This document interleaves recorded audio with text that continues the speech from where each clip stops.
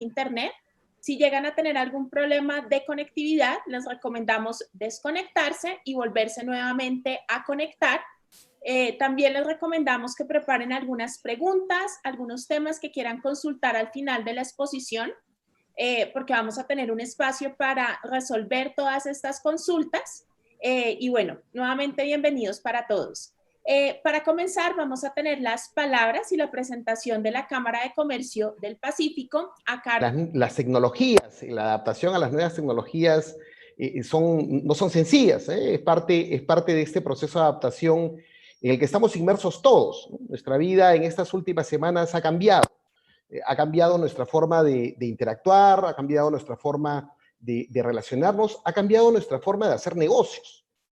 Y hemos comenzado a utilizar las tecnologías que siempre, que han estado puestas a disposición nuestro desde los últimos años, y a comenzar a verlas como aliados nuestros, ¿no? Como herramientas que pueden ayudarnos y facilitarnos la continuación de nuestros negocios, el desarrollo de nuestras operaciones y la generación de networking. Nosotros, desde la Cámara de Comercio del Pacífico, tenemos el firme compromiso con todos los asociados y todos nuestros agremiados y las empresas vinculadas de ayudarlas a que estas operaciones se puedan continuar desarrollando y esta posibilidad de continuar generando networking se mantenga, fluya y se pueda desarrollar. Nosotros somos una entidad gremial que desarrollamos o facilitamos el desarrollo de inversiones, de negocios, de contactos en los países que forman parte de la Cuenca del Pacífico, principalmente con presencia en México, Panamá, Colombia, Perú y Chile, en donde tenemos una oficina de representación, y desarrollamos distintas actividades de promoción en el tema empresarial. Tenemos la siguiente lámina, por favor. Tenemos un programa de afiliados para todas aquellas empresas que desean formar parte de la Cámara. Entre las principales actividades que tenemos es el desarrollo de, la siguiente lámina por favor, de misiones comerciales y apoyo en agenda de reuniones, la posibilidad de que uno pueda, llegando a un nuevo país, tener agenda de reuniones para ubicar empresas del sector que a uno le interesa, el apoyo y la representación gremial, que es tan importante, sobre todo en estos tiempos en donde la voz de los empresarios se tiene que escuchar, el acceso a base de datos actualizada por sector de interés, el acceso a diversas presentaciones que nosotros vamos realizando. Les comentaba hace un momento que en estas semanas de aislamiento social hemos desarrollado, si mal no me equivoco, esta es la sexta o el séptimo webinar que estamos desarrollando. Por lo tanto, tenemos una actividad importante puesta siempre a disposición de ustedes para que puedan tener siempre nuevas herramientas para el desarrollo de sus negocios, como será el día de hoy con la presentación de Fernando, ¿no? Tenemos, bueno, ayudamos en la producción y organización de eventos para el lanzamiento de marcas, misiones empresariales, el acceso a newsletters y boletines especializados, asesoría comercial. La siguiente, la posibilidad de que tengan una dirección tributaria y comercial en el país en tanto no desarrollen operaciones de manera directa. Bueno, información valiosa para marcar cuál es la línea de desarrollo de su negocio, descuentos en algunos trámites, en alianzas con algunos, por ejemplo, notarías, con algunos aliados que tenemos en los países donde tenemos actividad, la posibilidad de ingresar a eventos y desarrollar eventos de networking con las empresas del sector, ¿no? Nuestro equipo en el Perú lo preside el doctor Alberto Zapater, quien les habla, Jorge Bravo, está como director ejecutivo. En Colombia está Carlos Enrique Olaya como director comercial, Diana Olaya como directora de Relaciones Internacionales, Alejandra Peña en la gestión de proyectos y afiliaciones, Andrea González, ejecutiva de Relaciones Internacionales, y Jennifer Mena en el área de investigación y desarrollo, y Noora Vargas en el área de marketing y logística. En Perú también se encuentra Sofía Vázquez, abogada especialista en temas de internacionalización, y Jimena Molina, responsable del área de Relaciones Internacionales y Comerciales. Somos el equipo de la Cámara, siempre a disposición de ustedes para lo que consideren necesario, y le doy el pase al doctor Alberto Zapater, presidente ejecutivo de la Cámara, para que dé la bienvenida a este evento. Gracias.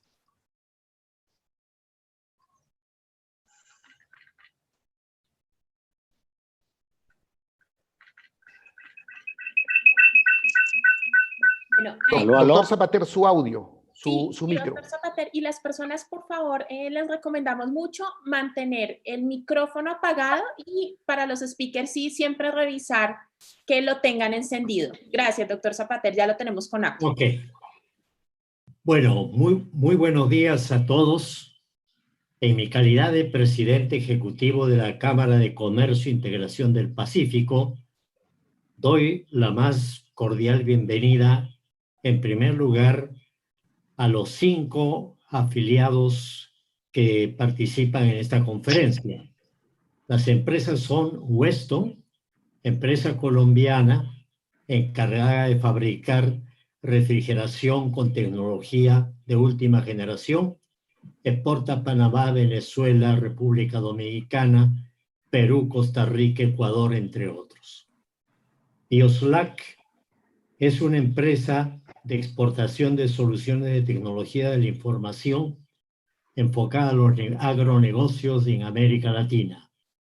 TasaTop, la entidad encargada de contactar a las personas con las mejores instituciones financieras para brindar un mejor rendimiento del dinero. Fidas América, una compañía con 20 años de experiencia en el transporte y logística, es la intermediación aduanera y productos de importación y exportación.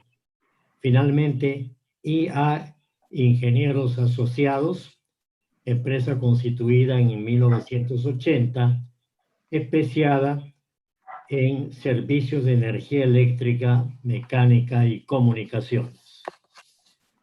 Igualmente, doy la bienvenida a nuestro equipo de colaboradores y a ustedes los participantes de la conferencia a distancia, que tiene por título El costo tributario de las inversiones en el Perú y, por qué no decirlo, cómo evitar los sobrecostos. Cada país tiene costos tributarios no necesariamente iguales. En el caso de Perú, desde la década de 1990, desde que se creó el modelo social de mercado, no ha habido principalmente para el largo plazo. Hoy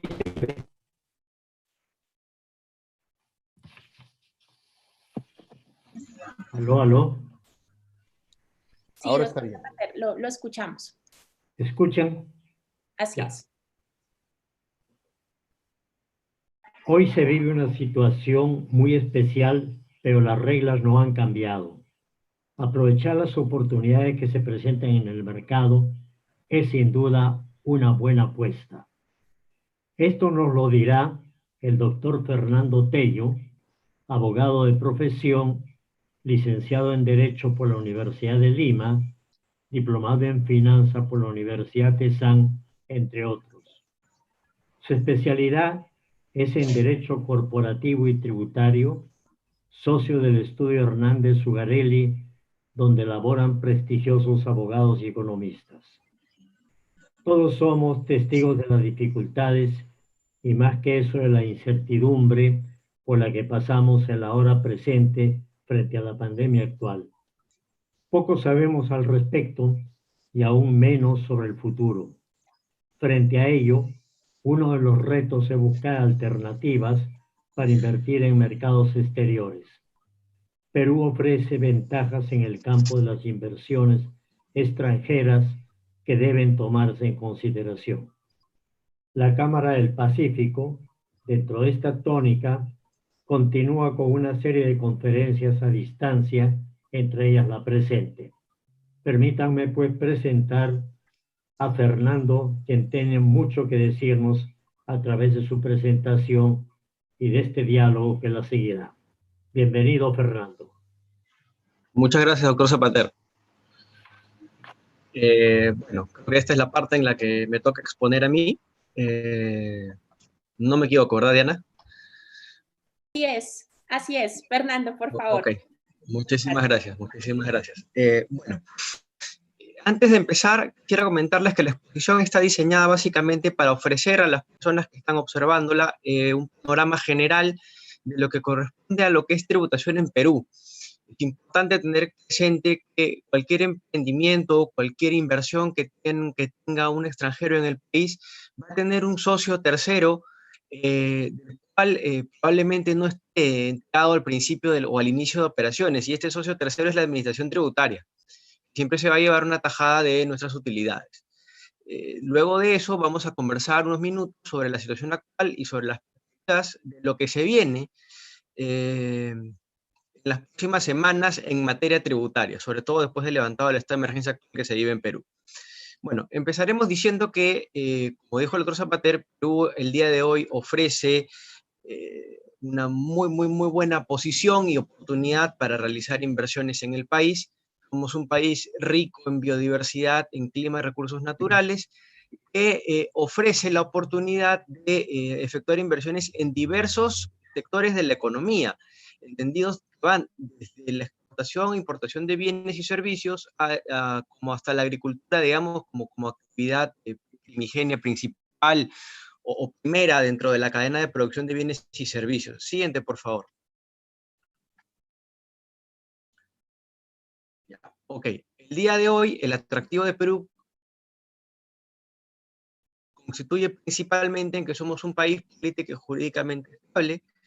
Existe libertad para la colocación de inversiones, no hay que hacer mayor gestión para colocar capital en el país, no existe control cambiario, cosa muy importante, y hay libertad plena para la repatriación de capitales. Esto es, yo pongo un solo en Perú y me lo puedo llevar el día de mañana sin ningún problema.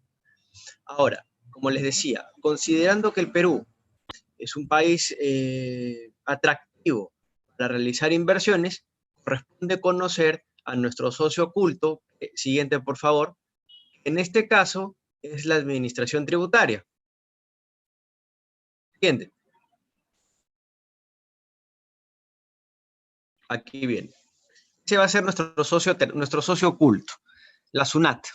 ¿Okay? La SUNAT es un organismo técnico especializado, depende del Ministerio de Economía y Finanzas, a pesar de que cuenta con personería jurídica y patrimonio propio, y que goza de cierta autonomía técnica para la emisión de normas legales en materia de su competencia. Ellos no pueden crear tributos, pero sí los recaudan y pueden crear todas las normas destinadas a generar esa recaudación. Además de ello, tenemos el Tribunal Fiscal, que es la entidad que en segunda instancia va a resolver cualquier problema o discrepancia que tengamos nosotros en el marco de una fiscalización tributaria. Siguiente, por favor.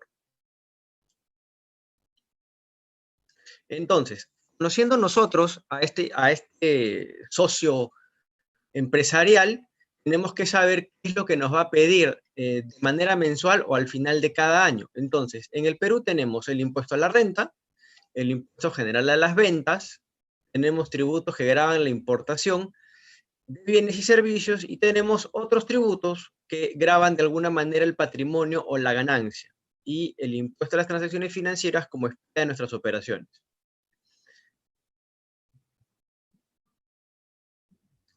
Ahora, respecto del impuesto a la renta. En el Perú, el impuesto a la renta lo que grava para las empresas es cualquier ganancia que provenga de terceros. Y para las personas naturales, grava la aplicación del capital del trabajo o a una combinación de ambos. Puede ser como inversión o puede ser como servicio o como labor realizada. Las ganancias para los peruanos, las ganancias tributables para los peruanos, son aquellas que se obtienen a nivel mundial.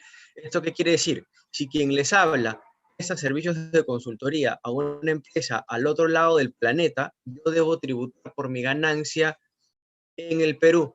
Sin embargo, en el caso que vemos aquí, vemos 5 empresas colombianas que invierten en el Perú.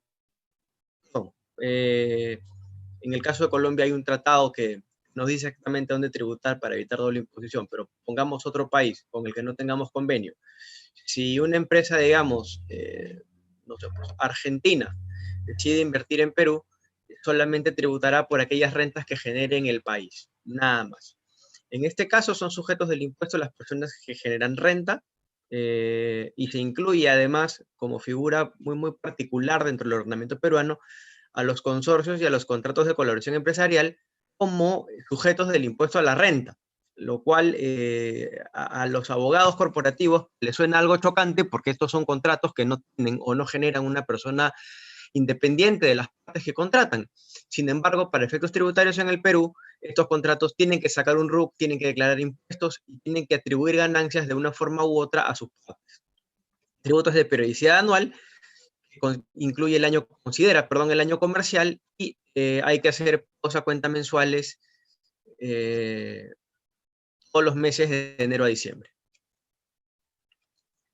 Este finalmente es un condensado de la legislación del impuesto a la renta en el Perú.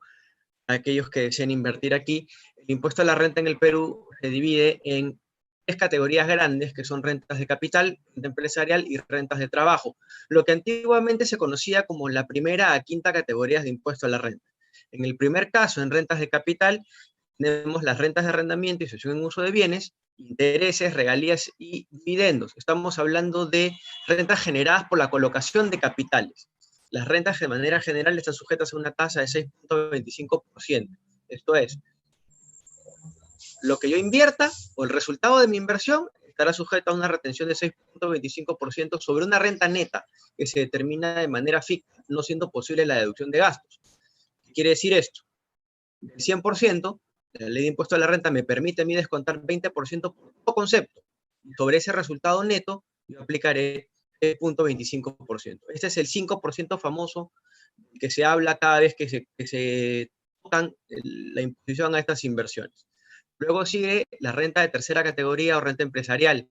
Aquí estamos hablando de la actividad empresarial por sí misma. Estamos hablando de las ganancias generadas por personas jurídicas o por personas que se dedican a realizar la actividad empresarial, no necesariamente bajo el paraguas de una persona jurídica para la responsabilidad solidaria con responsabilidad distinta. Aquí estamos hablando del impuesto a la renta del 29.5% que se aplica sobre rentas netas. Esto es, ingresos menos costos y gastos. Y la mayor parte de la ley del impuesto a la renta en el Perú se dedica a regular qué cosa constituye ingreso para una empresa y qué cosa constituye gasto para una empresa, siendo que los gastos están limitados y monitoreados de manera minuciosa por la administración para evitar, digamos, ciertos supuestos de evasión o de elusión. Vale decir en este momento que esta vigilancia de los gastos de las empresas a veces llega a extremos en donde nosotros nos vemos obligados como empresarios a llegar a medidas más allá de lo normal para poder acreditar que un gasto efectivamente corresponde al desarrollo de un determinado negocio. Finalmente tenemos las rentas de trabajo, que son las rentas de los locadores de servicios, los prestadores independientes y los prestadores dependientes. Aquí estamos hablando de una deducción de 20% de la UIT por concepto de gastos en el caso de independientes, y para ambos casos una deducción de 7 UITs, que es lo que se considera un mínimo no imponible, es lo que el Estado considera que es lo mínimo necesario para que una persona viva. Estamos hablando de aproximadamente 25.000 soles anuales. Es importante mencionar en este punto que si bien legalmente hablando, el impuesto a la renta empresarial sobre todo es de 29.5%, la realidad, la estadística arroja que el impuesto a la renta en realidad es mucho mayor. Estamos hablando del orden de a veces hasta el 40% de lo que uno genera. Esto debido a que, legalmente hablando, yo debería determinar mi impuesto a la renta empresarial tomando mis ingresos, deduciendo mis costos y mis gastos, y sobre mi resultado neto aplicar esta tasa legal de 29.5%. Sin embargo, 4 años después o 3 años después, cuando la administración llega y empieza labores de fiscalización, empieza a desconocer gastos. Y empieza a desconocer gastos generalmente utilizando fundamentos que no son legales, sino básicamente formales, lo cual incrementa la renta imponible que yo tengo, y ese 29.5% a nivel nominal se termina convirtiendo en mucho más cuando termina la fiscalización. Siguiente, por favor. En cuanto a los impuestos al consumo, en el Perú tenemos el impuesto general a las ventas que se aplica a todas aquellas operaciones que supongan un consumo en el país. entre ellas la venta de bienes, la prestación de servicios, y de manera particular en el Perú, los contratos de construcción son en realidad una modalidad de prestación de servicios y la primera venta de bienes inmuebles realizada por los constructores de lo mismo que es un derivado de los contratos de construcción. Y aquí me tomo 2 minutos para exponer, digamos, por qué esta división. La ley de impuesto general a las ventas originalmente tenía como supuestos grabados la venta de bienes, la prestación de servicios y la importación de bienes.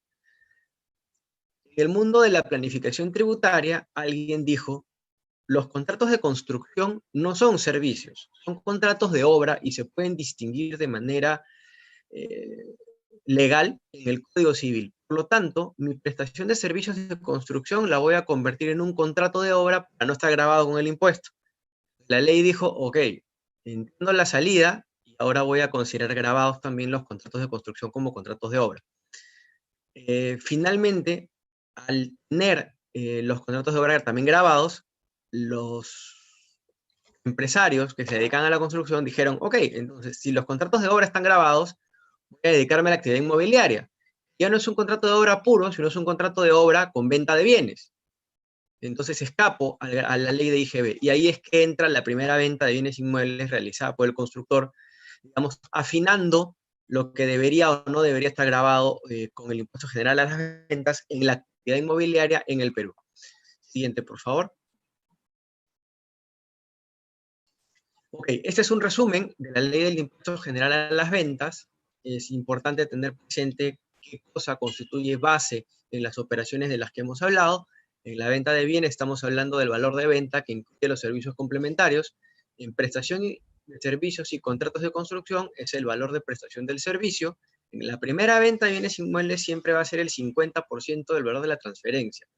¿Por qué el 50%? Porque la ley de IGB presume que el 50% del precio de venta o del valor de venta corresponde al valor del terreno. La transferencia de terrenos como tal no está grabada con impuesto general a las ventas. Aquí no hay prueba en contrario, es 50% y el 50%. En importaciones estamos hablando de CIF aduanero más derechos ad valorem, que es lo que dice, dicen los acuerdos de valoración aduanera de la OMC. La tasa del impuesto es de 18%, 16% de IGB y 2% de un tributo escondido que se llama impuesto de promoción municipal, que se utiliza para digamos, repartir a las municipalidades a modo de canon. Y es importante tener en cuenta que el impuesto que yo pago es crédito para las operaciones siguientes dentro de la cadena de producción de bienes y servicios. No voy a abundar en este tema para no ser, digamos, demasiado técnico, pero en sencillo, lo que yo pago de IGB lo puedo tomar para aplicarlo contra el IGB que yo tengo que cargar a mis operaciones una vez que realizo una operación de venta.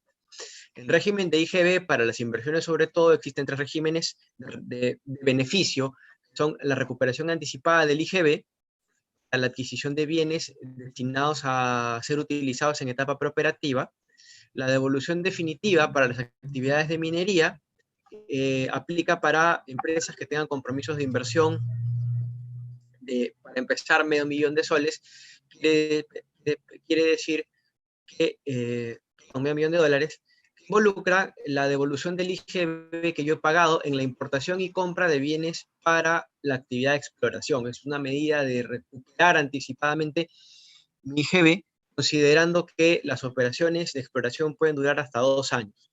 Y el régimen especial de recuperación anticipada, que es un régimen nuevo, se reglamentó el año pasado, y que comprende actividades de construcción y actividades inmobiliarias para, nuevamente en etapa preoperativa, con inversiones no menores a 5 millones.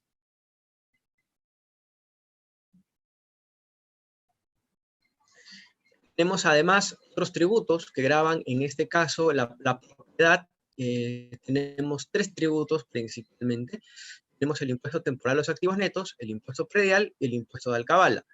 El impuesto temporal a los activos netos es el que debería más interesarnos en este punto, porque es un tributo que se le carga a las empresas y que grava la propiedad de activos netos empresariales, determinados al 31 de diciembre de cada año según balance. Hay unas deducciones específicas, que son las que permite la ley, y estamos hablando de tasas que van hasta 0.4% por el exceso de 1 millón en activos netos. En el impuesto predial estamos hablando de un impuesto que grava la propiedad de bienes, siendo que el sujeto es el propietario el 1 de enero de cada año, y una escala progresiva de 0,2 a 1%, y finalmente el impuesto de alcabala que grava la transferencia de bienes de inmuebles, y que es 3% el valor de venta, valor todo valor, lo que sea mayor, con una deducción de hasta 10 UITs. En importaciones, bueno, las importaciones son un mundo aparte, no es objetivo de esta presentación hablar de aduanas, pero las importaciones están sujetas a derechos ad valorem o a derechos específicos en función de un sistema de franja de precios, esto es derecho aduanero. Hay un régimen de percepciones del IGB de venta interna y además se le aplica el IGB de que ya hemos hablado a las importaciones. Es importante tener presente este esquema aduanero porque en buena cuenta, cuando yo traigo mercadería hacia Perú, el desaduanaje de la mercadería puede terminar costando el mismo monto o el mismo valor completo de la importación. ¿Esto qué quiere decir? Yo debo estar preparado para asumir el doble del precio pagado al momento de importar. Si yo traigo una carga de $10,000, lo más probable es que mis tributos a la importación completos terminen costando $8,000 o $6,000, dependiendo del gravamen y dependiendo del origen de la mercancía. Sin embargo, este monto es muy importante porque he visto casos en los cuales la mercadería se debe quedar en almacén y algunas veces cae en abandono porque el empresario que la trajo a Perú tenía presente este sobrecosto, que al final termina siendo crédito, pero tienes que desembolsarlo al momento de la importación y la mercadería se pierde. Siguiente, por favor. Finalmente, y para terminar esta parte de la exposición, tenemos el impuesto a las transacciones financieras. Es un impuesto ciego que grava ciertas operaciones que se realizan a través de bancos. Valga señalar que este impuesto va de la mano con una norma de bancarización que nos obliga aquí en Perú a realizar todas las operaciones mayores a $1,000 o 3,000 soles a través del sistema financiero, utilizando ciertos medios de pago, como son en este caso las transferencias, los cheques, ¿cómo se llaman? Los cheques no negociables, las tarjetas de débito, las tarjetas de crédito. Este impuesto fue creado para detectar operaciones en el sistema financiero. ¿Y cómo funciona? Al final del año, todos los bancos reportan a la administración tributaria el ITF pagado o generado en cada cuenta de cada titular exista o que haya transado a través de sus sistemas. Entonces, a través de una regla de 3 simple, la administración tributaria nos comunica: señores, ustedes han generado un ITF de X cantidad de soles. Según ese ITF, y tomando en consideración la tasa del 0,005%, usted debería haber movido por sus cuentas una cierta cantidad de dinero, digamos, $500,000. Sin embargo, usted ha declarado al fisco que ha tenido ingresos por $300,000. Hay una diferencia de $200,000 que usted me debe explicar. Generalmente resulta en acotaciones y generalmente resulta en observaciones que hay que descargar ante la administración tributaria. En otros casos no, porque como el impuesto es ciego, no distingue operaciones cargo, operaciones abono, pero es importante tenerlo presente porque esto, sobre todo los primeros meses del año, genera un carteo de la administración y mucha preocupación a nivel de gestión o a nivel de accionista. No le gusta, y es comprensible, la SUNAT esté tocando la puerta. Finalmente, para los inversionistas extranjeros, es necesario mencionar que tenemos convenios para evitar doble imposición con distintos países. En este caso voy a incidir en la decisión 578 de la Comunidad Andina de Naciones, que contiene el convenio de doble imposición para los países de la Comunidad Andina, Colombia, Perú en este caso, además de otros que tenemos como Brasil, Canadá, Chile, Corea, México, Portugal y Suiza. Eso es todo en cuanto toca esta parte. Quisiera por favor regresar al anterior. Es importante mencionar para nuestros amigos de Colombia que en función del convenio de doble imposición que tenemos con la Comunidad Andina de Naciones, todas las operaciones realizadas por colombianos en Perú o por peruanos en Colombia se van a terminar grabando única y exclusivamente en el país de la fuente de la renta. Esto es, si nosotros peruanos queremos invertir en Colombia, las operaciones tributarán en Colombia, y viceversa. Si un colombiano invierte en Perú, la operación va a tributar únicamente en el Perú. Hay algunos formalismos que seguir para aplicar los convenios, principalmente certificados de residencia en uno u otro país, pero más allá de eso, las líneas generales dicen solamente en el país de la fuente. Ahora, vamos a ver hasta aquí el panorama general de la tributación en el Perú. He tratado de condensarlo lo más que se ha podido, y viene la parte, entiendo yo, que más interesa a los que estamos presentes aquí, que es qué es lo que ha pasado en este estado de emergencia y qué es lo que se viene luego de levantadas las operaciones, luego de levantadas las restricciones, el distanciamiento social obligatorio y el reinicio de la economía. En principio hay que tener presente, según los datos del propio Ministerio de Economía y Finanzas, la SUNAT ha dado beneficios tributarios, esto es, diferimiento en el pago, al 99.5% de las empresas peruanas. Yo considero que esta cifra es bastante discutible, es la cifra oficial. Esto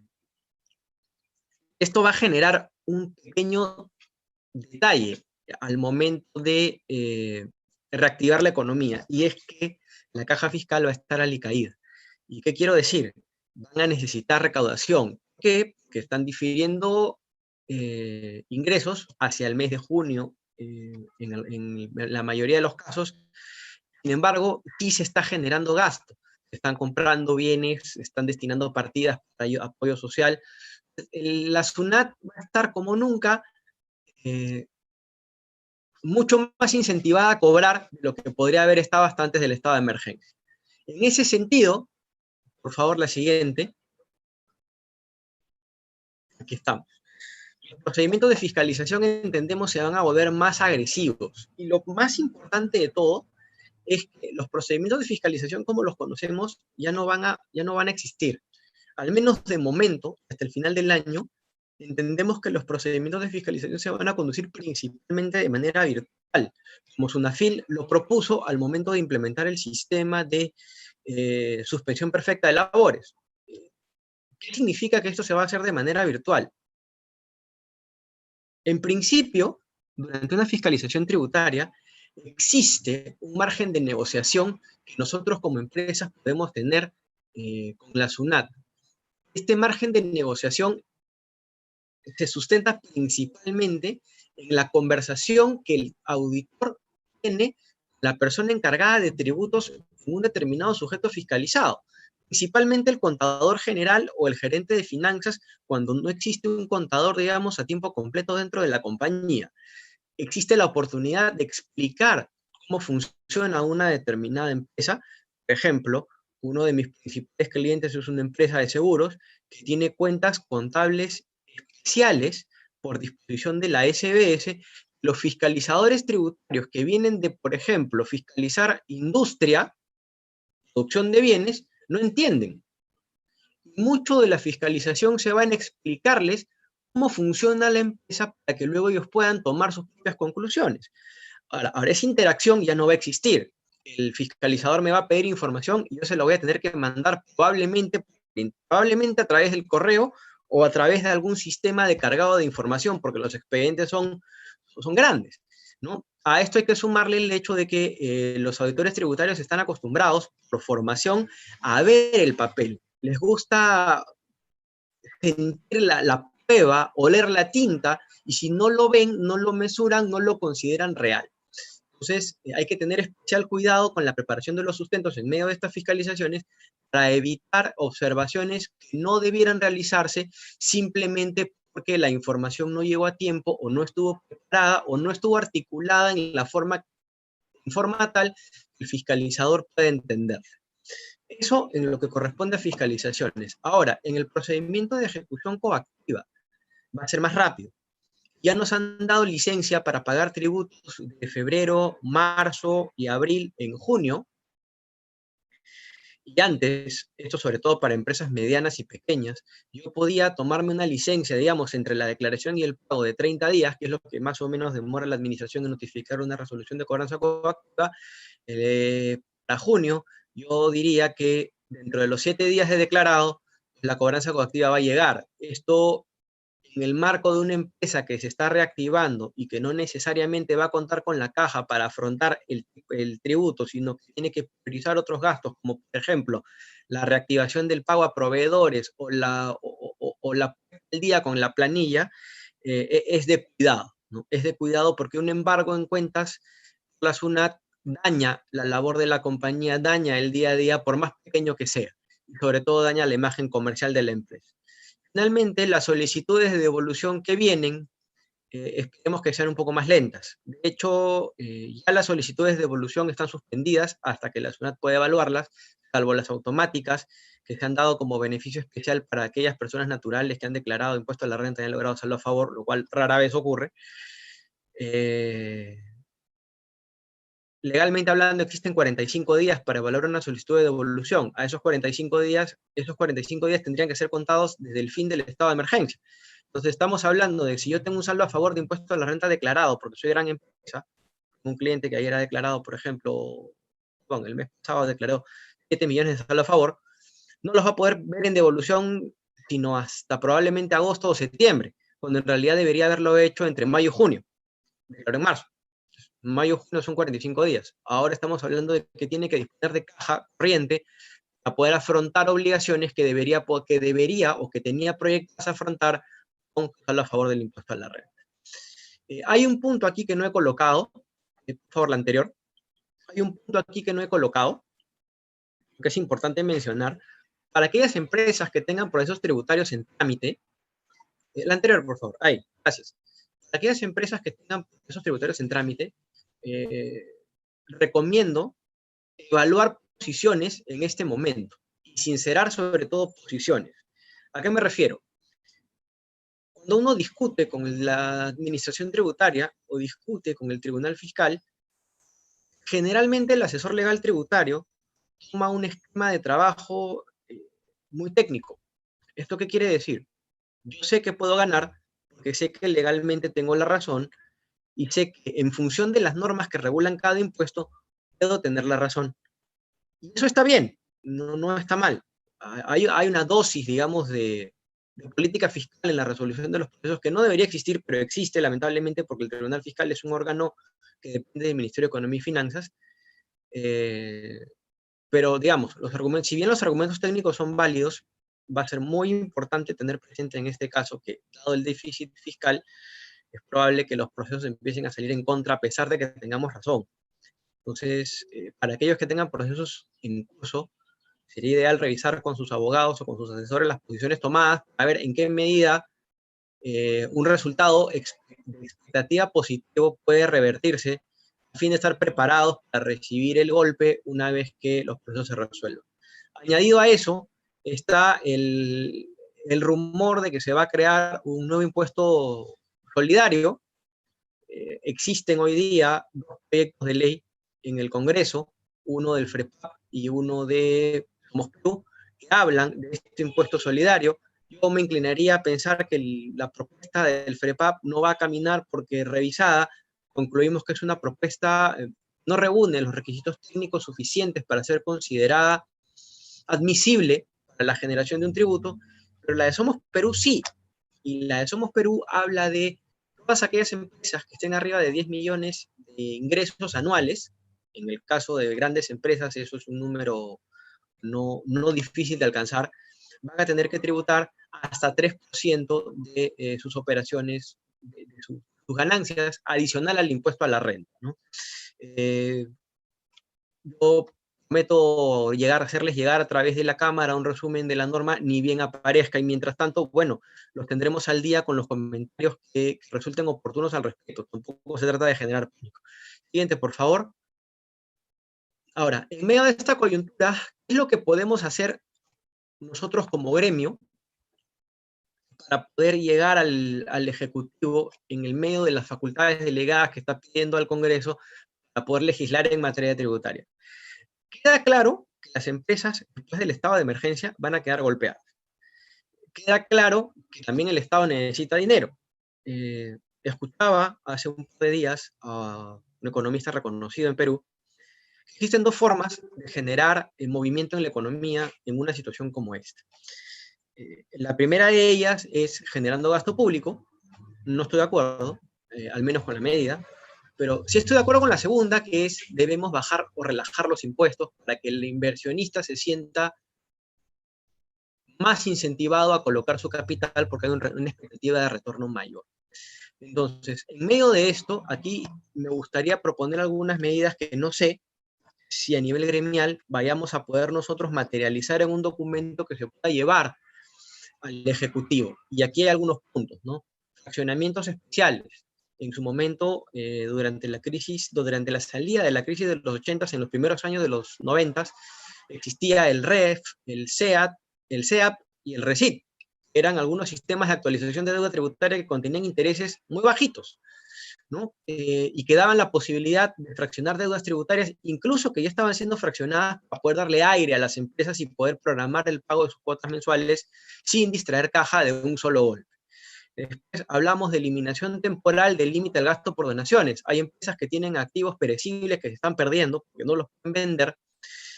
Sin embargo, estos activos podrían ser donados. El tema con las donaciones es que hoy día están limitadas al 0.5% de los ingresos brutos anuales. Yo levanto esa restricción. La empresa que tiene esos activos perecibles al menos puede recuperar su costo a través de una deducción en el impuesto a la renta. No genere margen, pero al menos no pierdo la mercadería. Después, tenemos adecuación de normas sobre gasto deducible. Deberíamos permitir, en mi opinión, depreciaciones, sobre todo para nuevas empresas, en función del uso de los bienes y no de la vida útil. Digamos, el año que más uso el bien, deprecio más. Como generalmente los bienes se utilizan en el primer año, que es donde más las empresas necesitan capital, pues me conviene tener una depreciación mayor porque la menor utilidad genera menor pago de impuestos y menos disposición de caja. Después, se propone una modificación de normas sobre arrastre de pérdidas para cambiar del sistema 50% al sistema 100% por única vez aquellas empresas que tienen pérdidas y que van a generar pérdidas este año adicionales, ¿cómo se llama? La afectación al nivel de ventas proyectado. Normas especiales para la modificación o suspensión de pagos a cuenta, eliminación de los sistemas de pago adelantado del IGB, de tracciones y percepciones, eliminación del ITAN, que finalmente el ITAN a mí me lo hacen pagar para aplicarlo como crédito contra el pago a cuenta del impuesto a la renta. Entonces no me queda claro a mí cuál es la ventaja a nivel económico de pagar un tributo adicional si ese tributo adicional va a aplicarse contra un tributo corriente que ya no pago, ¿no? Y la eliminación del MIPE tributario para traerlo a las empresas pequeñas, sobre todo a lo que era el nuevo RUS, permitiéndoles más facilidades para el pago. Siguiente, por favor. Creo que eso es todo. Les dejo ahí los números de contacto, mi correo personal, los números del estudio, y agradezco a la Cámara la oportunidad de haber podido presentar esta exposición breve sobre temas tributarios en Perú, y quedo a la disposición de ustedes para cualquier consulta adicional que pudiese surgir. Gracias. Bueno, muchas gracias. Agradecemos de manera muy especial al doctor Fernando Tello por esta excelente presentación que nos sirve también para poder ver cómo está ese escenario tributario para aquellas empresas que ya están desarrollando operaciones en Perú o para aquellas empresas que ven Perú como un mercado de oportunidades. Antes de iniciar con esta ronda de preguntas, quisiera darle nuevamente la palabra al doctor Jorge Bravo, nuestro director ejecutivo, para que pueda dar algunas conclusiones con relación a esta charla que tuvimos. Adelante. Claro que sí, Diana. Primero, agradecerte, Fernando, por esta clarísima explicación. Yo creo que en estos momentos en el que se habla de un nuevo escenario de carácter tributario post pandemia, es importante tener en claro, primero, cuál es la estructura tributaria que tienen las empresas y segundo, cuál es el posible escenario que se viene, ¿no? Para que las empresas se preparen. Entonces, me lleva a mí a simplemente señalar tres aspectos que considero fundamentales antes de entrar a la ronda de preguntas, ¿no? El primero, relacionado al tema del planeamiento tributario. Es decir, qué importante, qué fundamental, qué aspecto tan medular para la vida de una empresa es que las empresas hagan su planeamiento tributario de manera adecuada, prevean cuál es el escenario que se viene. Los impuestos están, las normas están, no hay un impuesto escondido, no es que uno luego diga, es que yo no sabía, es que para mí eso no aplicaba, es que lo entendí de otra manera, es que no es así. Bien sea una inversión o bien sea una actividad local, el escenario tributario es un escenario claramente definido. Y lo que las empresas tienen que hacer primero es todo el tema del planeamiento tributario para que sepan cuál es el efecto tributario de la inversión que están realizando. Un segundo aspecto clarísimo para tenerlo en cuenta, tú lo has señalado también. Si me permite, Jorge, acotar, Claro que lo sí. más importante dentro del planeamiento tributario hoy en día es hacerlo con mucho cuidado. Existen normas, en el Código Tributario peruano existen normas antielusivas. Definitivamente lo que han buscado es poner coto a la actividad de planeamiento, ¿no? Planeamiento malentendido, sabemos nosotros, pero la SUNAT no necesariamente lo tiene claro. Entonces, cuando ellos dicen, escuchan la palabra planeamiento, ya ponen el ojo, empiezan a preguntar y nos limitan en lo que es la aplicación de medidas en ejercicio del derecho que yo tengo a la economía de adopción, ¿no? Así es. Sí, efectivamente es muy importante pasar por el filtro del tributario para poder validar una operación y evitar, no necesariamente acotaciones, pero sí incomodidades a futuro. Porque finalmente cuando uno está en fiscalización, la fiscalización no tiene por qué terminar en un reparo. A ti nadie te devuelve la hora del contador, nadie te devuelve el papel, nadie te devuelve el abogado, nadie te devuelve, y sobre todo al inversionista, nadie le devuelve las horas de sueño que no tuvo por estar preocupado. Lo más importante. Totalmente de acuerdo con esto, Fernando, totalmente de acuerdo con esto. Un segundo aspecto importantísimo que también lo he señalado es el nuevo escenario, ¿no es cierto? Y ahí hay que tener, no tener, porque vamos, esto es algo que se viene, hay que tomar las previsiones debidas, ¿no? Las previsiones debidas que pasan justamente por comenzar a organizar y comenzar a prepararnos en este nuevo escenario, ¿no? Tú lo has señalado claramente, por ejemplo, en los procesos de fiscalización, que probablemente muchos procesos de fiscalización se realizarán de manera virtual. Antes, cuando el proceso de fiscalización era físico, tú por lo menos tenías la posibilidad de, frente a frente, mirando a los ojos al fiscalizador, explicarle el problema.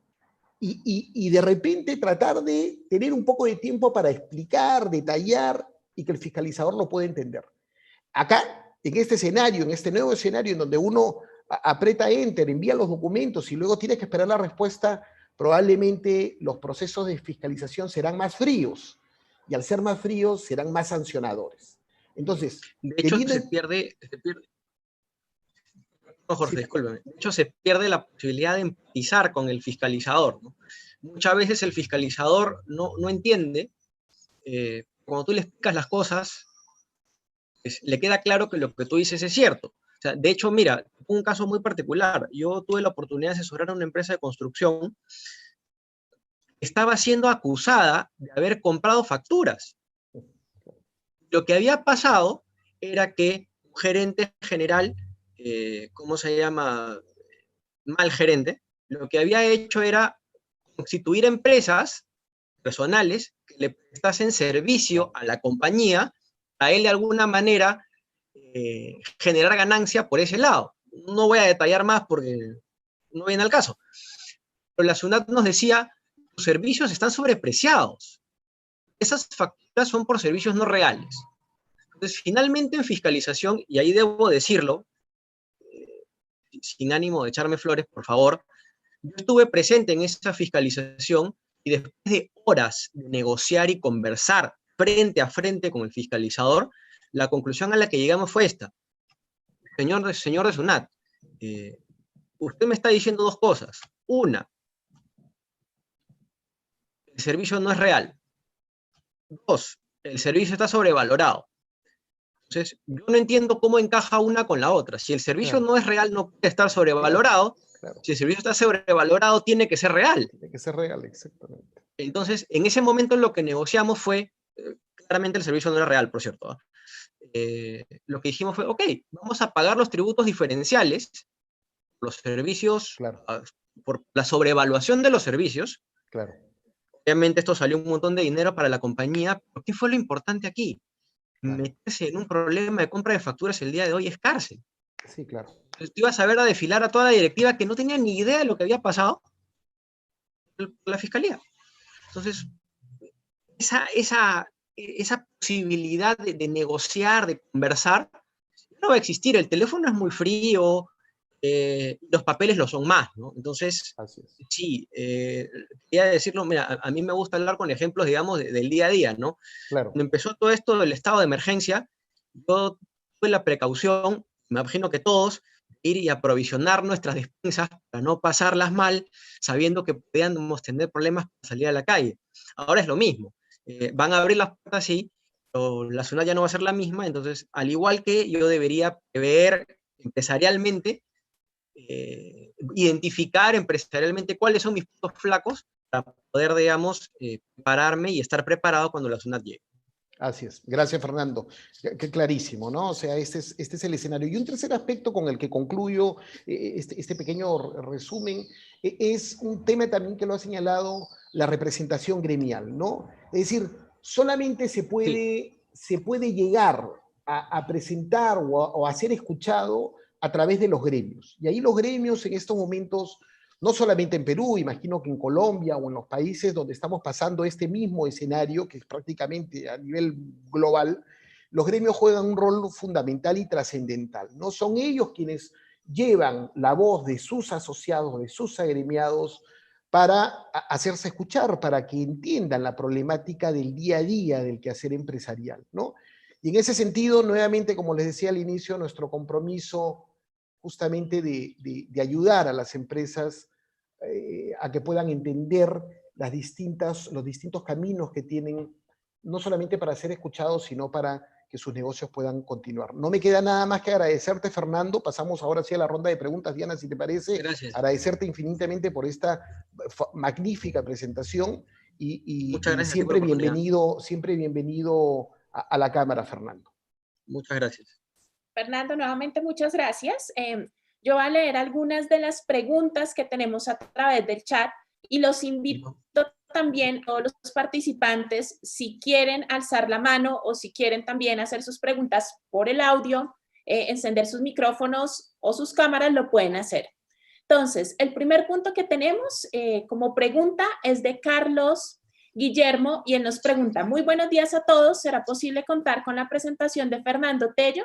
Sí, les confirmo a todos que las presentaciones las vamos a enviar, como siempre lo hacemos, a sus correos electrónicos después en el transcurso de la tarde. También vamos a mandar el video. Entonces, todas las presentaciones las van a tener.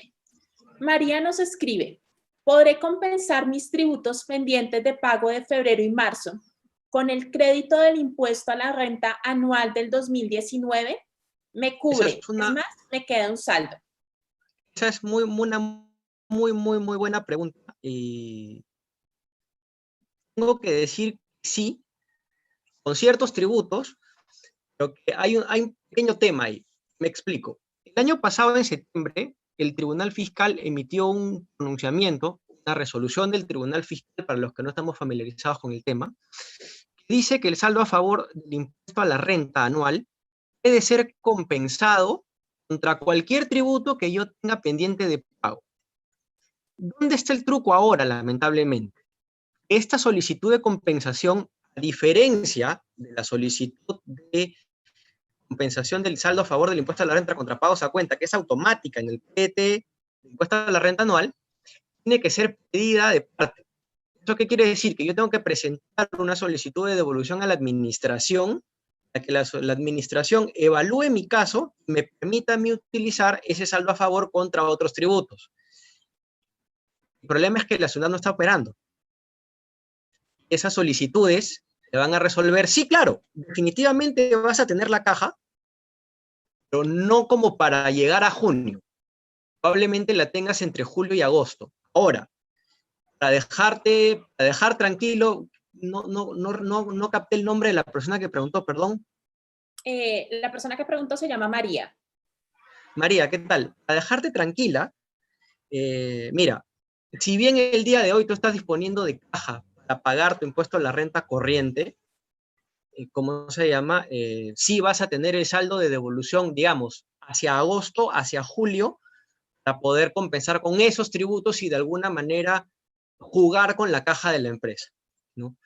Sí, yo sé que es un esfuerzo, que no es una solución ideal, pero lamentablemente es lo que hoy día se nos pone en el escenario, considerando que la SUNAT ha suspendido sus labores, ¿no?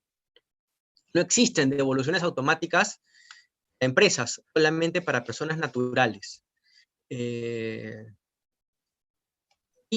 un punto importante a tratar adicionalmente a ello es que la compensación de un tributo solamente se puede dar contra tributos propios. ¿A qué me refiero? Mi saldo a favor del impuesto a la renta contra mi cuota de ITAN. Pero no, por ejemplo, se va a poder aplicar contra tributos retenidos. Ayer me preguntaban si yo podía aplicar ese saldo a favor contra el impuesto a la renta de planillas retenido, contra el impuesto a la renta de locadores retenido, contra el IGB de no domiciliados, contra el impuesto a la renta de no domiciliados y contra, si recuerdo bien, ¿no? Esos 4. Entonces, ahí tuve que decir que, lamentablemente, y estas son reglas ya de derecho civil, yo no puedo compensar una deuda que es mía, un saldo mío, con una deuda que no es mía. Los tributos retenidos no son deuda mía, son deuda de un tercero que yo estoy cobrando nada más. Muchísimas gracias. No sé, María, si nos quieras confirmar si tu pregunta quedó solucionada. Sí, por lo que va acá. Gracias. Quisiera preguntarles a los participantes si tienen alguna otra pregunta, si quieren encender sus micrófonos para hacer algún comentario adicional, o si ya todo nos quedó absolutamente claro. Bueno, pues por lo que veo en el chat, no hay ¿Fue muy más claro? preguntas. Creo que fue supremamente claro, eso nos están diciendo. Entonces, excelente. No sé, Fernando, si tú tengas algún comentario adicional, algo más que quieras decir para que podamos cerrar este webinar. Mira, en primer lugar, agradecerles nuevamente de manera infinita. De verdad que me siento muy contento por la oportunidad de haber podido trabajar con ustedes, son un súper equipo. Y para los que nos están escuchando, de nuevo, si bien el panorama parece no muy amigable, siempre hay soluciones. El tema es encontrarlas oportunamente y estar preparados. Digamos, es como cuando escuchan que una manzana al día aleja al doctor o al médico, es igualito. Una buena asesoría contable, un buen asesor tributario, una buena consulta bien hecha en el momento correcto me evita tremendos dolores de cabeza, independientemente de con quién trabaje, ¿no? Y eso es todo. De nuevo, muchas gracias. Fernando, nuevamente muchísimas gracias a ti. Fue una presentación excelente. A todos nos ha quedado muy claro. Jorge, te pregunto, ¿tienes algún comentario adicional para cerrar? Gracias, Diana. Fernando lo ha mencionado, ¿no? O sea, el tema este de no solamente de prever, sino de asesorarse es fundamental, ¿no? Esto creo que es ya la cereza de todo lo que ha dicho Fernando. Creo que este es un aspecto medular en el escenario que se viene, ¿no? O sea, van a cambiar algunas normas, pero la actividad empresarial continuará y tenemos que estar listos para esto. Excelente, muchas gracias. Bueno, ya para cerrar, les quiero contar a todos qué es lo que se viene, cuáles son nuestras actividades y nuestros webinars para la próxima semana, con el objetivo de que se programen, puedan inscribirse y puedan participar. Entonces, nuestro próximo webinar se va a llevar a cabo el miércoles 6 de mayo. También vamos a estar conectados desde la misma hora, 7:45 de la mañana, vía Zoom, comenzando a las 8 de la mañana en punto. En este webinar vamos a hablar sobre estrategias para la internacionalización, cuáles son los pasos que pueden seguir las empresas para desarrollar de manera exitosa un proceso de internacionalización hacia otros mercados, y adicional a esto vamos a tener un panel de expertos donde vamos a hacer un conversatorio con expertos de México, de Perú, de Ecuador, de Colombia, de Panamá. Entonces va a ser un webinar supremamente interesante. Entonces, como les digo, los links y la información la vamos a compartir, y el 8 de mayo, el viernes, vamos a tener otro webinar que ya es específicamente sobre oportunidades de negocios en Panamá. Este webinar lo estamos haciendo de manera conjunta con la Cámara de Industrias de Panamá, que es el gremio más importante de este país, que congrega a más de 1.900 afiliados, y también lo vamos a hacer con el apoyo de Credit Corp Bank. Entonces, también los invitamos para que participen. Creo que, Fernando, ¿tienes algo que comentarnos? No, creo que es... Sí, Diana, perdóname, yo sé que no es el momento oportuno, pero me quedé pensando en la consulta de María. ¿Ya? No sé si María está todavía por acá. ¿Está? Está, ¿no? Yo creo que está todavía presente. Ya. María, ¿qué tal? Mira, los pasos no se han corrido, ¿ya? Pero esto se lo dejo a todos. Lo que sí está permitido hacer, y esta es una estrategia más práctica que otra cosa, es los parciales. Entonces, hoy día la SUNAT no está cobrando, hoy día no hay procesos coactivos. Entonces, si tú tienes tributos de febrero, marzo y abril acumulados, yo sugeriría que los vayas pagando en pequeñas partes en función del requerimiento de caja, para no ahogarte cuando abran la puerta al final y tenga la coactiva completa por los 3 meses. Eso nada más. Claro que sí, Fernando, muchas gracias. Creo que acá María nos contestó que sí está conectada y que muchas gracias. Hay otra pregunta adicional antes de continuar con nuestro próximo webinar, donde nos dicen qué oportuna la charla. Quería preguntar qué tan conveniente es llevar mi empresa de servicios al Perú. Entonces, Fernando, Jorge, quisiera que contestáramos esta pregunta. Si quieres, comencemos contigo, o bueno, Jorge, que creo que ya estás preparado. Sí, a ver, justamente le estaba escribiendo. Esto obviamente dependerá mucho del sector y de la oportunidad. O sea, va a depender mucho de esto, ¿no? Va a depender mucho de verificar cómo se está desarrollando el sector del negocio que quiere internacionalizar, ¿no? Ahora, primero, como siempre digo, para desarrollar un proceso de internacionalización, por más que uno escuche y le digan que hay que seguir determinado camino, en realidad cada proceso de internacionalización es como un traje hecho a la medida para cada empresa, porque la empresa tiene que mirar qué es lo que tiene desde dentro, ¿no? Con qué herramientas cuenta, cómo está preparada para desarrollar un proceso de internacionalización, no solamente preparada para desarrollarlo, sino para sostenerlo, porque no es el hecho de que uno llega a un país y al día siguiente aparecerán los contratos.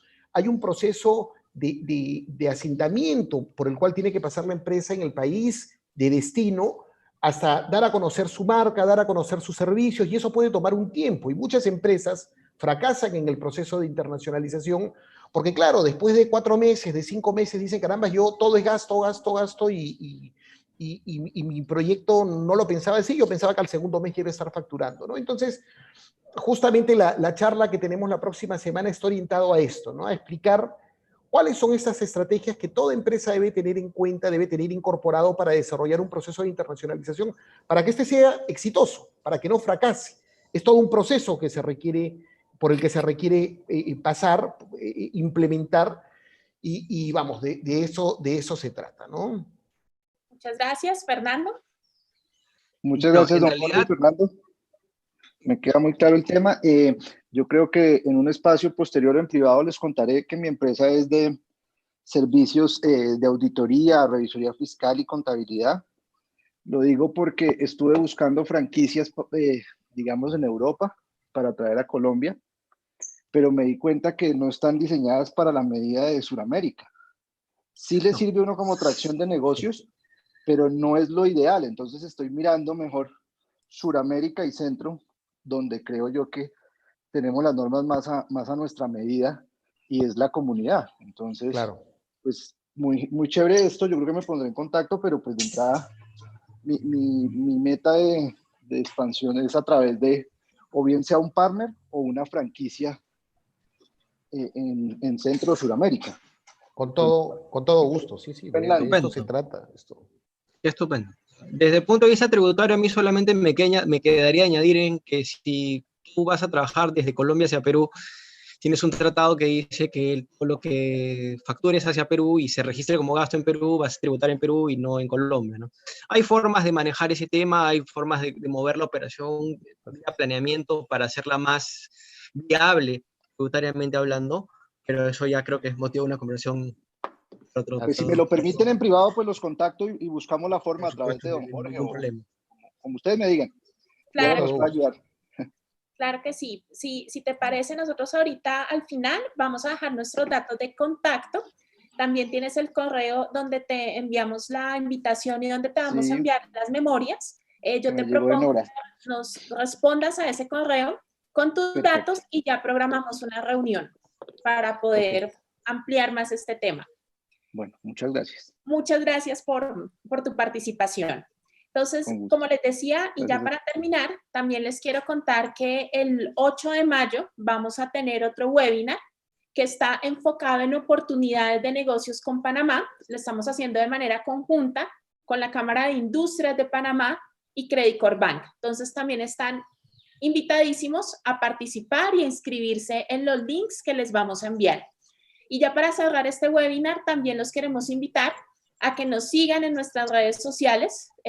Tenemos nuestra fanpage de Facebook, nuestra página web, nuestro canal de YouTube, donde estamos transmitiendo este webinar. También tenemos Instagram, LinkedIn, Twitter, entonces nos pueden seguir. Nuevamente, muchísimas gracias a todos. Sabemos que seguramente hay otras preguntas. Ustedes van a recibir esta presentación, van a ver los videos